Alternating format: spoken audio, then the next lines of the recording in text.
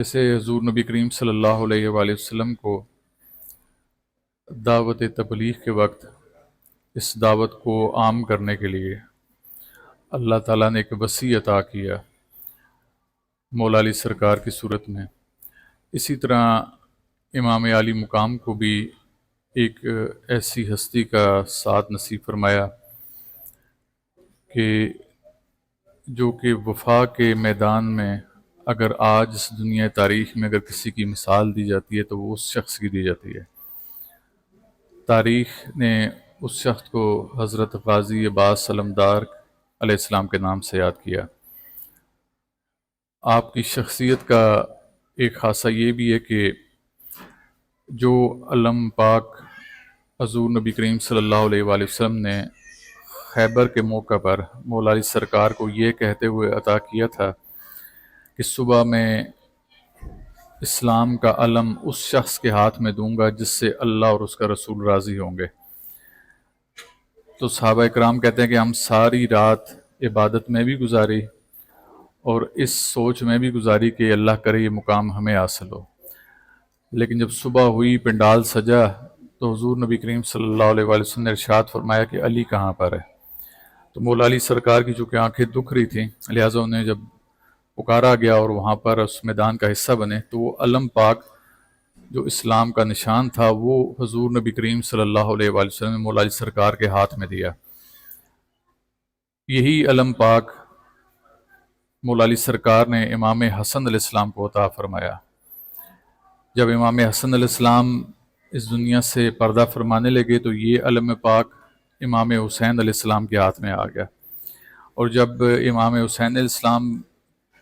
کا کربلا کا میدان سجا تو آپ نے وہ علم مبارک حضرت غازی بس علمدار علیہ السلام کے حوالے کیا کہ آج سے یہ علم آپ کے پاس ہے اور اسلام کا نشان آپ کے حوالے کیا جا رہا ہے۔ میں نے اس غازی عباس علمدار کے ٹاپک میں علم کو اس لیے کور کرنے کی کوشش کی کہ آج کل بہت چیزوں کو لے کر ابہام پایا جاتا ہے اور یہ سمجھا جاتا ہے کہ اگر کسی گھر پر کوئی علم کسی نے لگا لیا تو وہ سمجھا جاتا ہے کسی مکتب کی میراث ہے یا کسی فرقے کی میراث ہے،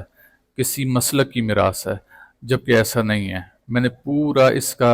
بیک گراؤنڈ اس لیے بیان کیا کہ آپ کو پتہ چلے کہ یہ علم کسی اہل تشیع کی میراث نہیں ہے، اس فرقے کی میراث نہیں ہے، یہ علم اسلام کا نشان ہے۔ یہ اسلام کا نشان حضور نے مولا علی سرکار کے ہاتھ میں دیا اور یہ چلتا ہوا کربلا کے میدان تک پہنچا۔ تو یہ جو حضرت غازی عباس علمدار علیہ السلام ہیں، ان کا نام جب وفا کا میدان لکھا جاتا ہے یا کوئی باب لکھا جاتا ہے تو اس میں سر فہرست لکھا جاتا ہے۔ اس کی ایک مثال آپ کے سامنے پیش کرتا ہوں کہ جب ایک وقت کربلا کے میدان میں ایسا آیا کہ یہ معلوم تھا کہ صبح جنگ ہونی ہے اور معاملات ختم ہو جانے ہیں، شہادتیں ہوں گی، دیگر معاملات ہوں گے، تو ایسے میں نواسۂ رسول حضرت امام حسین علیہ السلام نے اپنے خیمے میں تمام لوگوں کو جمع کیا، اور جمع کرتے وقت آپ نے ساتھ ہی چراغ کو بجھوا دیا، اور آپ نے فرمایا کہ جو لوگ، آپ کو معلوم ہے کہ صبح کیا ہونے والا ہے، تو جو لوگ اس وقت یہاں سے جانا چاہتے ہیں مجھے چھوڑ کر، میں نہیں چاہتا کہ میرے ساتھ کچھ اور لوگ بھی اس کا حصہ بنیں، تو اگر وہ لوگ مجھے چھوڑ کر جانا چاہتے ہیں تو وہ بخوشی جا سکتے ہیں، اور مجھے معلوم ہے کہ میری نظروں کے سامنے نہیں جا سکیں گے، لہٰذا میں نے چراغ کو گل کرا دیا، تو اب جو جائے گا کم از کم اگر وہ گیا بھی تو شرمندگی نہیں ہوگی۔ تو جب کچھ وقت کے بعد آپ نے دوبارہ چراغ کو جلوانا تھا، اب سوچیں کہ کتنا بڑا ایک بھروسہ تھا امام علی مقام کو اس ہستی کے اوپر کہ جب چراغ کو جلوانا تھا تو امام علی مقام نے یہ نہیں کہا کہ علی اکبر اٹھو اور چراغ جلا دو، اور آپ نے ان کا نام نہیں لیا، امام زین العابدین علیہ السلام کا نام نہیں لیا یا کسی اور کا نام نہیں لیا، آپ نے کہا کہ عباس اٹھو چراغ جلا دو۔ تو جب امام علی مقام سے پوچھا گیا کہ آپ نے کسی اور شخصیت کا نام نہیں لیا، صرف غازی عباس علمدار علیہ السلام کا نام لیا، تو آپ نے فرمایا کہ مجھے معلوم تھا کہ کسی جنگ میں کسی ایسے نازک موقع پر جہاں پر میرے بچہ بھی میرا ساتھ چھوڑ گیا، عباس میرا ساتھ نہیں چھوڑ سکتا۔ تو اس سے بڑی وفا کی داستان اور اس سے بڑی بھروسے کی داستان کہیں نہیں ملتی کہ ایک شخصیت کو دوسری شخصیت پر اتنا بھروسہ، اتنا مان کہ وہ چراغ کو گل کرتا ہے اور چراغ جلانے کے لیے اپنے بیٹے کو آواز نہیں لگاتا، بلکہ اس عباس علمدار کو آواز لگاتا ہے۔ اور پھر اس شخصیت نے کربلا کے میدان میں